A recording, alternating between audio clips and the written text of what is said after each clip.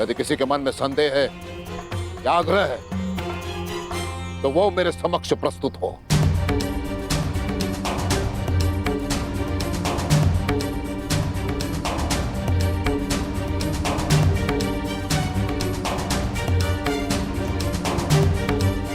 ज्येष्ठ गुरु कुमार, तुम्हारे मन में कोई संदेह है? संदेह नहीं गुरुदेव, उत्सुकता है।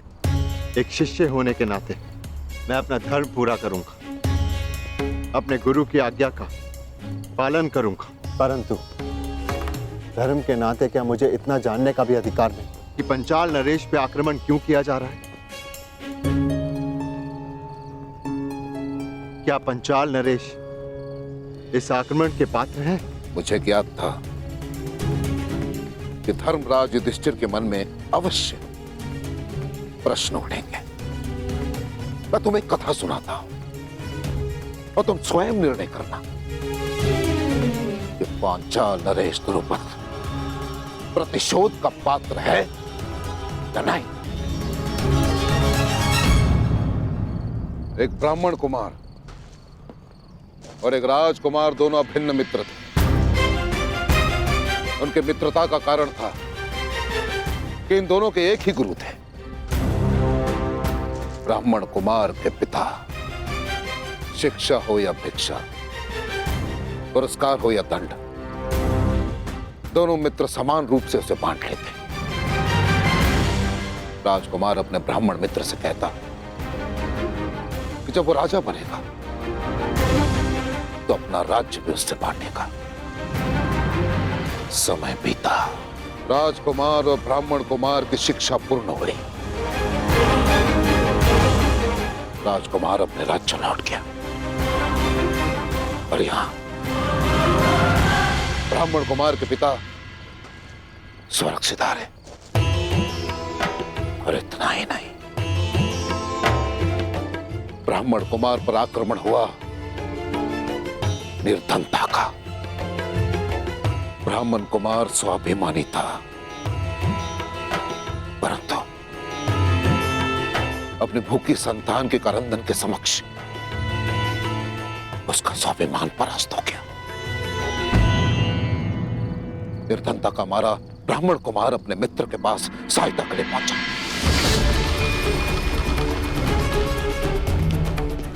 जब तक राजा बन चुका था।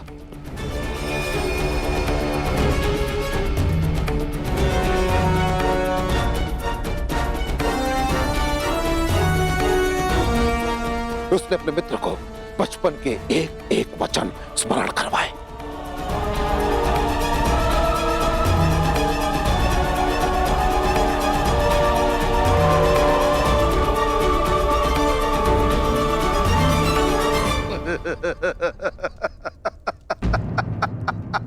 निर्धनता ने तुम्हारा विवेक, तुम्हारी बुद्धि तुमसे हर ली है। मूर्ख ब्राह्मण, बाल अवस्था में जो कुछ भी हमने कहा, जो किया, वो सब वहीं उसी आश्रम में छोड़ आए हैं हम।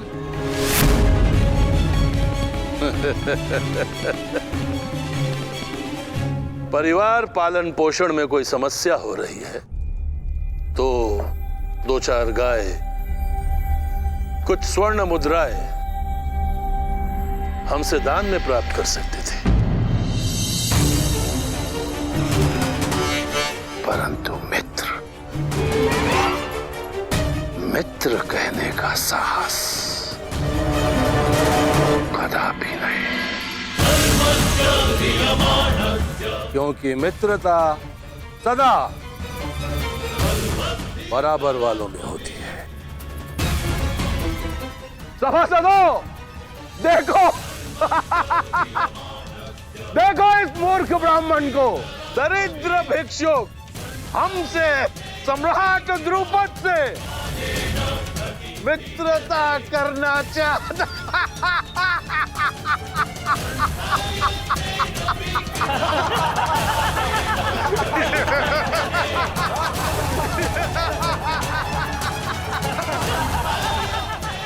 वो आचार्य मेरे पिता ऋषि भारद्वाज थे और वो राजकुमार पांचाल नरेश द्रुपद है। और मैं अपने 105 शिष्यों से अपने अपमान का प्रतिशोध मांग रहा हूं,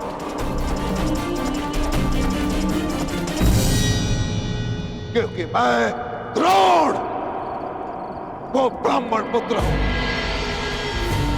और वर्षों से ये अपमान की अग्नि मेरे हृदय में धधक रही है, एक ज्वालामुखी के भांति। और इस ज्वालामुखी को शांत करना मेरे शिष्यों के हाथ में है।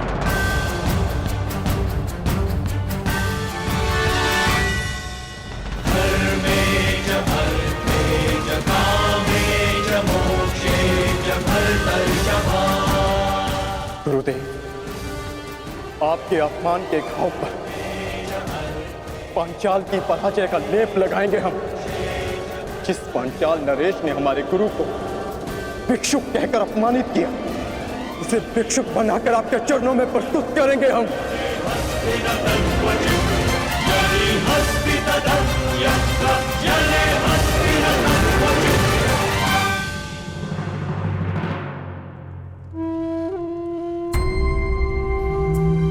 धन्यवाद महोदय।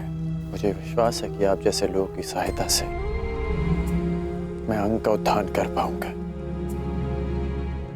भूल जाओ अंगराज, उत्थान और विकास की बातें पेट भरे होने पर ही भाती। यहाँ अंग में भूख का शासन है, जो आश्वासनों से अपना सिंहासन नहीं छोड़ने वाली। वर्षों से अंग हस्तिनापुर के अधीन है, परंतु आज तक हमारा कुशल क्षेम पूछने कोई नहीं आया।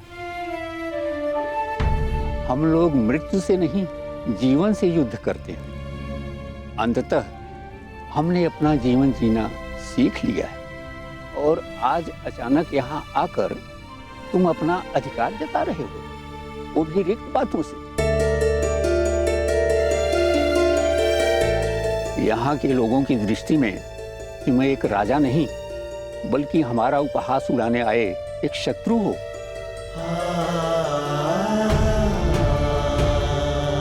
यदि ऐसा है तो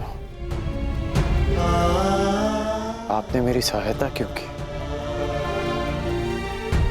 क्योंकि मेरा भी एक पुत्र था, तुम्हारे ही जैसा, तुम्हारी ही तरह परिवर्तन की बातें करने वाला, सबको भूख मिटाने का स्वप्न दिखाता और स्वयं प्यासा ही मर गया। आश्चर्यचकित न हो कर्ण, यही अंग का सत्य है।